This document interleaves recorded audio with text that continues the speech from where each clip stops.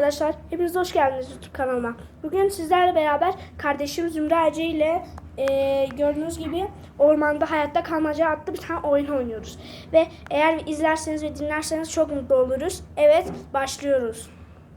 Zümra Ece neredesin? Buradayım. Oo, hayır, hayır Zümra, deprem oluyor uzayda. Uzayda deprem mi olur? Ne oluyor? Aa! Elimi tut! Aa! Aa! Ah! Zümracı iyi misin? İyiyim. Olamaz. Arkadaşlar herhalde ormana düştük. Olamaz, bu çok kötü bir haber. Evet, oyunumuz da burada başlıyor demek. Evet, eşya toplayıp ev falan yapmamız gerek. Zümracı acil kalk. At buldum. Çok Oh, hayır oyuncak gel. Oh arkadaşlar, aklıma şu geldi Zümracı. Şimdi konuşup hemen hızlıca geliyoruz. Evet, Zümracı ile ben, yani kardeşimle ben şöyle bir karar aldık arkadaşlar.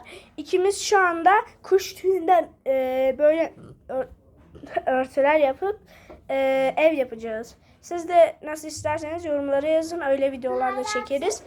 Evet, başlıyoruz. Evet, o kırık yanı elleme. Evet ve geliyoruz. Evet, yeterince kuş tüyü topladık. Şimdi ormanda hayatta kalmaca oyunumuz devam ediyor. Oh Zümracı, hadi kuş tüyleriyle ev yapalım. Tamam arkadaşlar, örtümüz hazır. Şimdi onu çekiyoruz. Yardım et.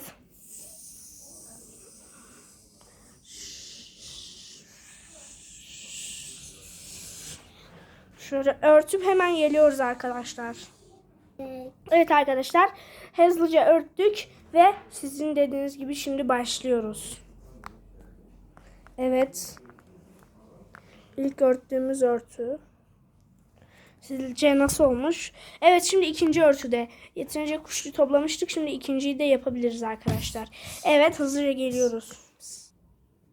Evet, geldik. Örtümüzü yaptık ve yine astık. Hemen size de gösterelim. Şöyle. Gördüğünüz gibi. Sizce güzel olmuş mu? Onları da yorumlara yazın. Evet, yorumlarımızı tek tek okuyorum. Ne kadar beğeni geldi ona da bakıyorum. Ne kadar güzel abone olmuşsunuz ona da bakıyorum. Abone olup like atmayı unutmayın lütfen.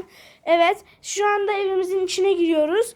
Doğal afetler sayesinde de bir tane elma bulduk. Isırdık. Su da topladık, yaprakların bitkilerin üstündeki sulardan topladık. Evet, şimdi de bunların kanıtı. Şöyle topladık. Elma. Evet, elmamız da burada.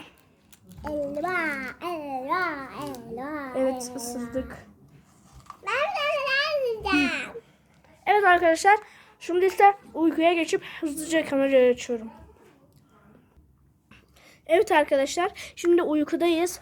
Sence yarın ne yapmalıyız? Zümracı, seninle konuşacağız bunu.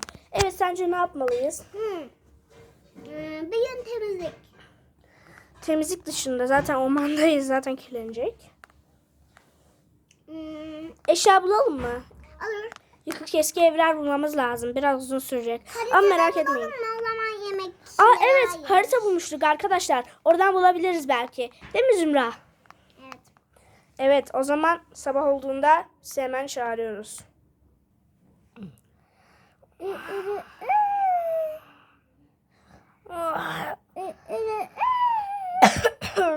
Zümracı, uyan. Evet. Sabah olmuş. Uyandık arkadaşlar. Şimdi ise yapmamız gereken sadece bir şey var. Eşya toplamak. Evet, Zümracı dün gece ben uyurken gizlice odun toplamış arkadaşlar. Şöyle göstereyim. Şu odun falan toplamış. Evet, ben Eski bir tane yıkık ev bulduk. Ondan da bu boks eldivenini bulduk arkadaşlar. şundan da bulduk. Evet, böyle değişik bir şey bulduk. Biz de bilmiyoruz ne olduğunu. Böyle bir tane kırık bir kazma bulduk. Odun bir sürü bulduk. Büyük bir odun bulduk. Evet. Evet, şimdi devam ediyoruz arkadaşlar. Evet, şimdi o eşya bulmaya gidiyoruz. Zümracı, helikopterin sesi geliyor. Çabuk ol. Bu bizim fırsatımız olabilir. Koş. Hayır. koş koş. Olamaz da. Deprem oluyor. Hayır elimi tut. Ben uçağa binemedim. Hayır.